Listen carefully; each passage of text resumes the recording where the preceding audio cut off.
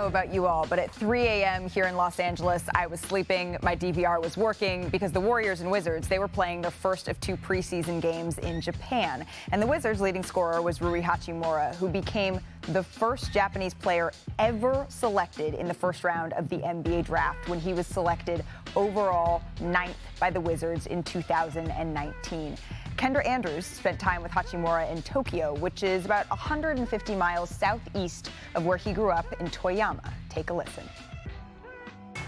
First Japanese-born player drafted in the first round. I've been dreaming about this moment, and I'm finally here. Hachimura with the big slam! Konnichiwa! Oh my goodness, Rui Hachimura!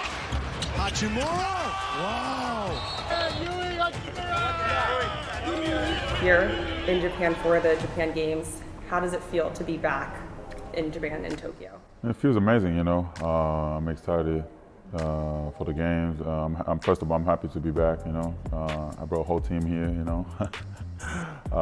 It's good, you know. It's an amazing feeling to have my team and then show my country, you know, where I grew up, and yeah. It's awesome. Yeah. What has the reception been like? You know, we see fans waiting for you at the airport, outside the hotel. Just what is the reception like when you come back? I was thinking about it. It kind of reminded me of when I got drafted. You know, it was crazy when I got drafted. You know, people, you know, over there, like, you know, the media and stuff. A lot of media came through, and when I came back to Japan, like, you know, a lot of fans was waiting. It's just like, you know, it's an amazing feeling. You know, just I have a lot of fans and the NBA fans, you know. And how about NBA games in here? So it's a good thing. For those who hadn't been here before, what did you tell them when preparing to come about the country and just the city?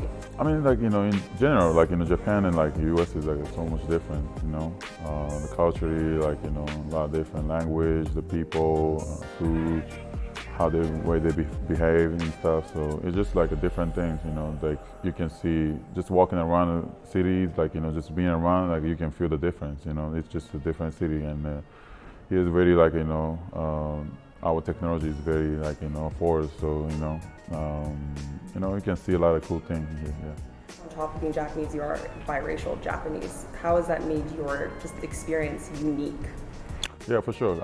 Like here, like, I mean, now there's a lot, like, no, I won't say many, but like, you know, good number of like mixed people, like, you know, black and Japanese. Or when I was especially in my hometown, you know, Toyama, they didn't really have a black person over there. So I was literally the one, like me and my family, the only ones that out there in black persons. And growing up, it was tough in the beginning, but like by the time I got into like a sports, the baseball, basketball and all kind of stuff, and people start respecting me, and like I was more able to be myself. And yeah, it was tough for me, but it's also had a good experience. So, yeah.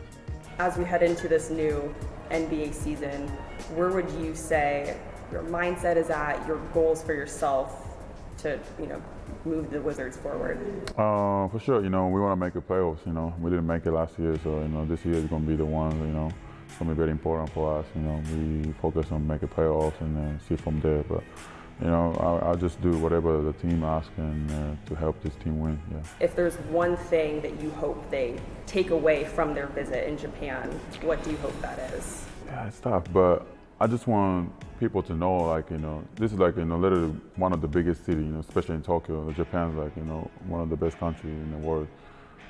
Besides U.S., but you know, just I just want people to know, like, you know, even though how big this city is, but you know, a lot of stuff is very organized, you know, clean.